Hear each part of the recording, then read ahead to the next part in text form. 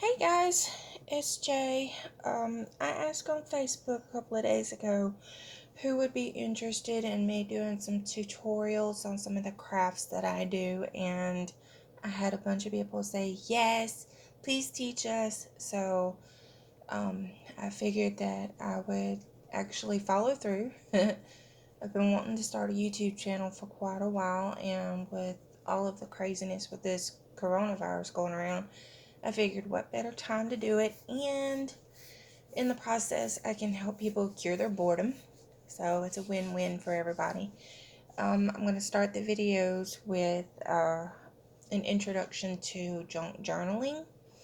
This is my current junk journal. I made this out of an old book, but I'm going to show you a couple of alternatives before I show you what you could put in them, and we'll just go from there. I made this out of an old book and recovered it with scrapbook paper. I made my own pages out of different papers.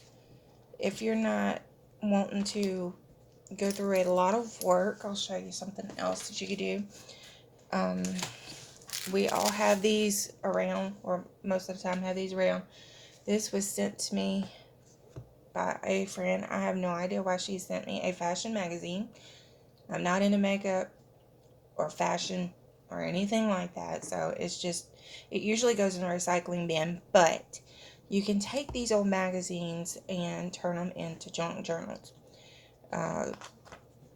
They're actually good for ripping things out to glue into a junk journal too, but we'll get into that in a little bit. Magazine pages are super thin, and sometimes the stuff you want to put on it, glue down to it, is heavier than what it should, and the way you handle that is you just slap some glue down. I ain't even going to do it very well, just an example.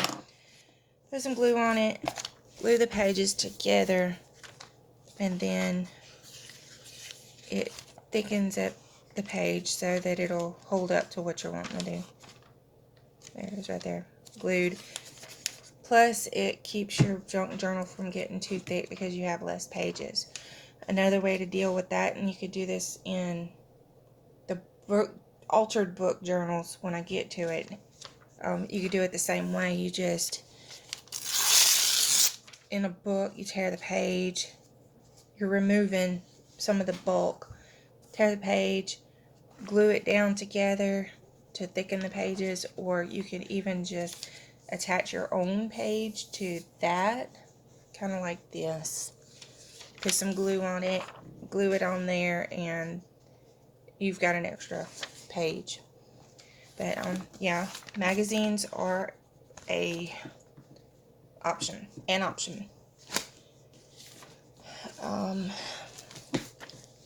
That is a magazine that the GameStop was sending to my kids, showing the new products and stuff. And Jaron, my oldest, uses this. He puts his own pages in it, glues down pictures. He draws his own stuff, and he wants to hang on to the pictures, so he glues it into it. That is creepy. He glued in one of the paces. We use ACE for homeschool, and if you're not familiar with ACE, their work is these little workbook things. He glued one of the paces into it to give extra pages to it. Yeah, so magazines can be used for that. A friend of mine uses a regular notebook. She goes and prints stuff on the internet and glues her stuff in. It's just a regular old notebook. Kind of like, I just passed the page. Right here, I printed these off. Actually, I printed that one, and that one was sent to me. Cut them out, glued them down. Junk journaling. You can get these little notebooks at Walmart for like $1. They are an option. Just go in, and they didn't use this. They didn't use this for junk journaling, but it is an example of what you could use to do it. a book itself, like I said a minute ago.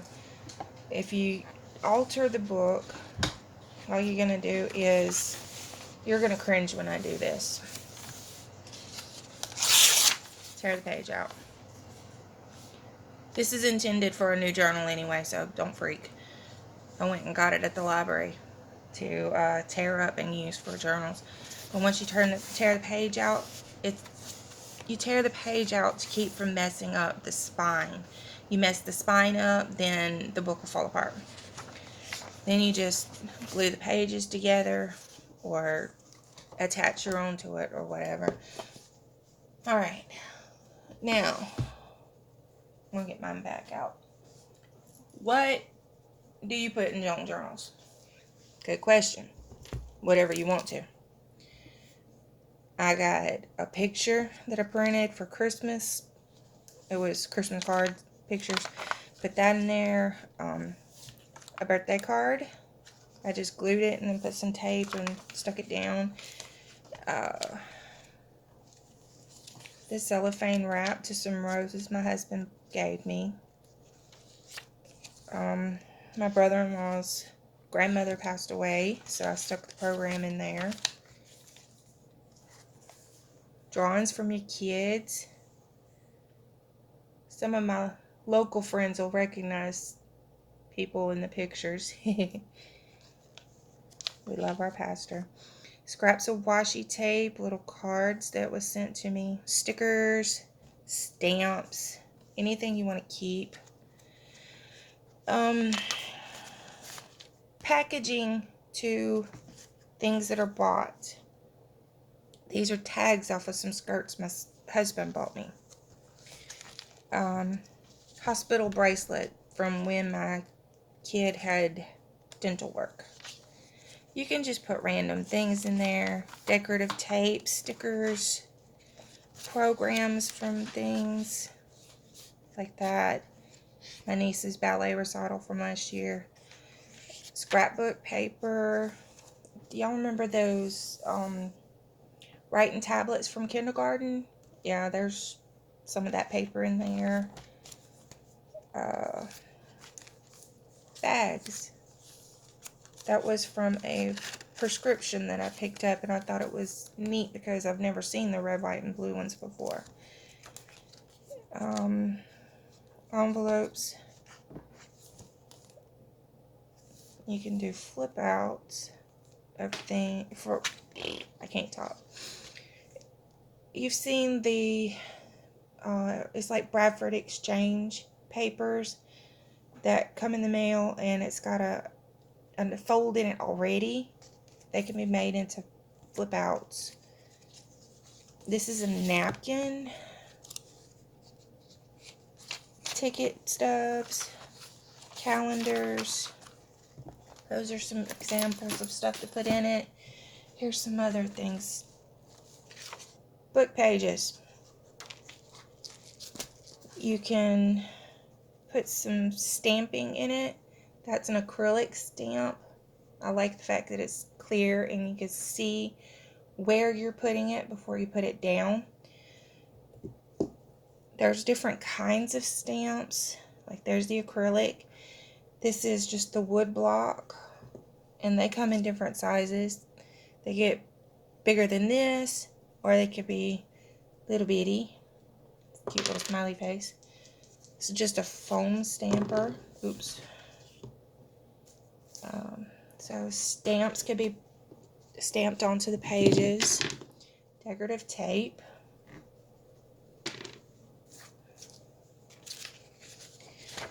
You can go and print decorative pages. You can find tons of these on the internet, Pinterest, whatever. I just went in and printed those out. There's another one. This is the lyrics to a song I did at church not too long ago. It'll probably become a page in my journal. The background of something. Something my kids did. I don't know what they were doing there. Oh, we're out of focus. Yeah. Tissue paper. junk mail. This right here. You could cut the house out, cut this picture out, layer it in a collage. I thought this paint splash was neat. It's likely to get cut out and put in there in a collage. Envelopes. And if you tear the envelope open, look at that neat pattern on that. Security envelopes are great for that because a lot of them do have different patterns to it. Like that one's different. Thought it was neat. Something my kids did. I have no idea what that is. If you crochet like I do, yarn labels. More junk mail. A lot of this is going to be used for a collage when I sit down to do this. Just random pieces of paper that I had at home. I like the patterns on them.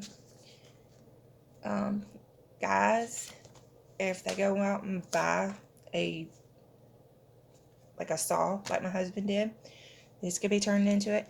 You can use this in more than one way.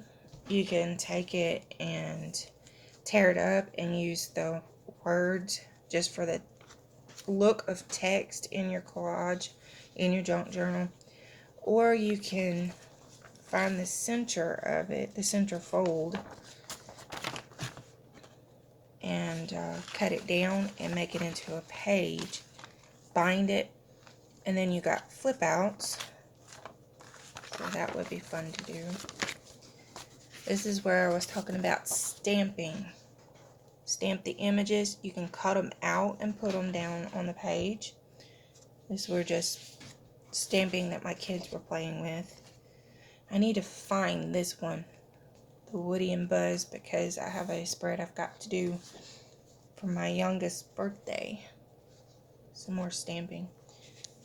How many of y'all... Focus. Come on, focus. Hello, focus. How many of y'all have calendars laying around from last year? These are awesome.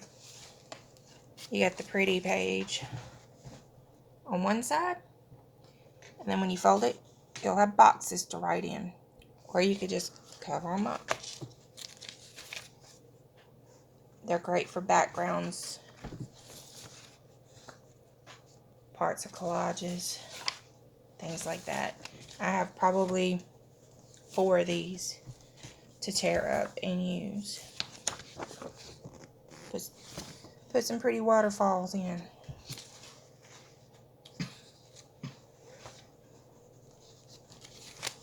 I was talking about junk journaling with some friends of mine, and they were like, I'm stuck at home with the kids. I'm not going to have anything to write. It'd be like, dear journal, today I cleaned, I fed my kids, we survived, the end. There's more to junk journaling than that. You don't have to write something on every page. If you want to just go in, like this one I showed you earlier, stick stuff down. You do not have to write on it. You do not see my handwriting on that at all. And it's just, I stuck it down. You get bored, go find some stuff to tear up and glue down. Taped in an envelope.